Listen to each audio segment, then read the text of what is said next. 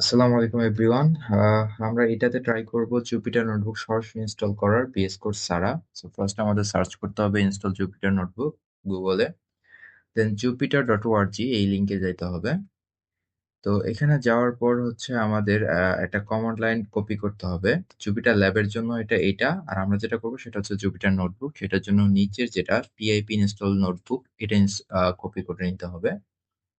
এটা কপি করার পর হচ্ছে আমরা উইন্ডোজ বাটনের রাইট বাটন ক্লিক করব, দেন হচ্ছে পাওয়ার শেল এটা ওপেন করব, দেন এখানে ওই কমান্ডটা পেস্ট করব, পেস্ট করে আমরা এন্টার প্রেস করব।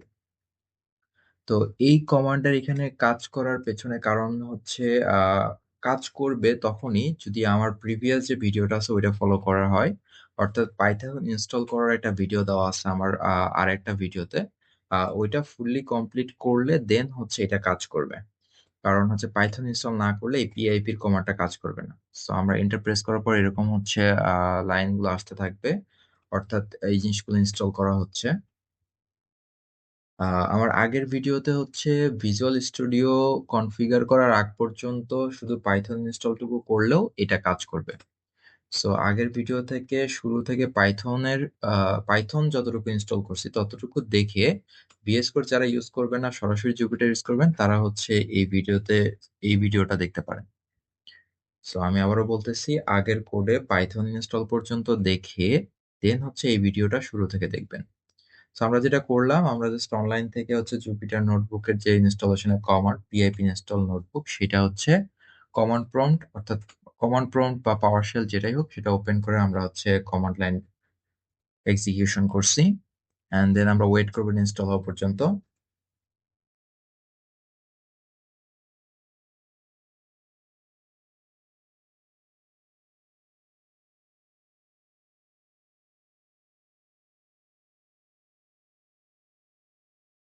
ওকে, আমার ইনস্টলেশন কমপ্লিট। এরপর আমার কাজ হবে এই নোটবুকটা ইনস্টল হয়ে যাওয়ার পর আমার কাজ হচ্ছে এই নোটবুকটা ওপেন করা। সেটার জন্য হচ্ছে আমি আবার এই কমান্ড প্রম্পটে যাব বা পাওয়ার শেলে যাব, গিয়ে আমাদেরকে লিখতে হবে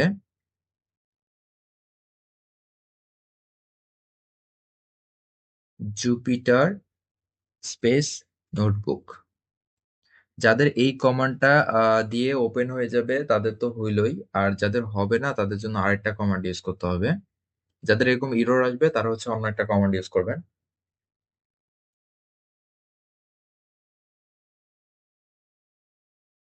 পাইথন স্পেস জুপিটার নোটবুক। এই কমান্ডটাও যাদের হচ্ছে প্রবলেম হবে তারা লাস্ট আরেকটা কমান্ড আছে, এটা ট্রাই করবেন, এটা অবশ্যই হওয়ার কথা। সেটা হচ্ছে পাইথন -m অ্যান্ড নোটবুক।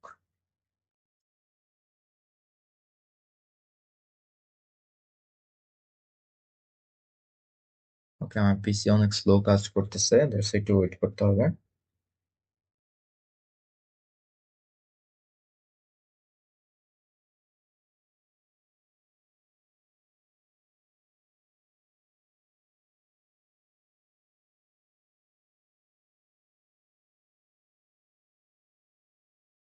আমরা আবার লিখবো হচ্ছে পাইথন স্পেস -m লিখবো, দেন জুপিটার। অ্যাকচুয়ালি জুপিটার না, সরাসরি নোটবুক লিখতে হবে। ওকে, আমি এখানে স্পেলিং মিস্টেক করছি, এটা অ্যাকচুয়ালি নোটবুক হবে। ওকে, এই পাইথন -m দেন নোটবুক লিখে রান করলে আমাদের একটা server, local host server run হবে। তো আমরা একটা ব্রাউজার দিয়ে সেটা ওপেন করব। ওপেন করার পর আমাদের যে পেজটা আসবে সেটাই হচ্ছে আমাদের জুপিটার নোটবুক। আমরা গত ভিডিওতে যেটা দেখছি আমরা ভিএস কোডে হচ্ছে সেল বাই সেল রান করতে পারি, এটা তো করা যাবে। তো প্রথমে যেটা আসছে এটা হচ্ছে ওয়ার্কিং ডিরেক্টরি। এখানে হচ্ছে আমরা কোডগুলো সেভ করতে পারবো। সো ফার্স্ট টাইম একটা ফাইল বানাই নিব, ফাইল না সরি ফোল্ডার বানাই নিব যেটার মধ্যে আমি সব কোড করব। নাম দিলাম হচ্ছে টেস্ট, দেন এই ডাবল ক্লিক করে এই ফোল্ডারে ঢুকবো। এখন আমি যত কোডই করব এই ফোল্ডারে সেভ হবে।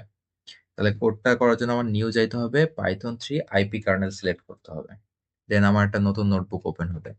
এই নোটবুকটা দেখতে হুবহু আমরা ভিএস কোডের যে নোটবুকটা নিয়ে কাজ করছি এক্স্যাক্টলি সেম। আমরা হচ্ছে ওই আনটাইটেল লেখাটার উপর ক্লিক করে এটা একটা নাম দিতে পারবো। তারপর ওই ভিএস কোডের মতো এখানে আমরা হচ্ছে ভেতরে প্রত্যেকটা সেলে আমরা পাইথনের কোড লিখতে পারবো, এবং রান করার জন্য হচ্ছে সেলটা সিলেক্ট করে উপরে যে ট্রায়াঙ্গেল বাটন আছে এটা প্রেস করলে রান হবে, অথবা কন্ট্রোল প্লাস এন্টার প্রেস করলেও এটা রান হবে। তো যারা ভিএস কোডে করতে চান তারা আগের ভিডিওটা ফুললি ফলো করবেন, আর যারা হচ্ছে সরাসরি পাইথনে করতে জুপিটার নোটবুকে করতে চান তারা হচ্ছে আগের ভিডিওর পাইথন ইনস্টল পর্যন্ত দেখে দেন হচ্ছে এই ভিডিওটা ফলো করলেই হয়ে যাবে।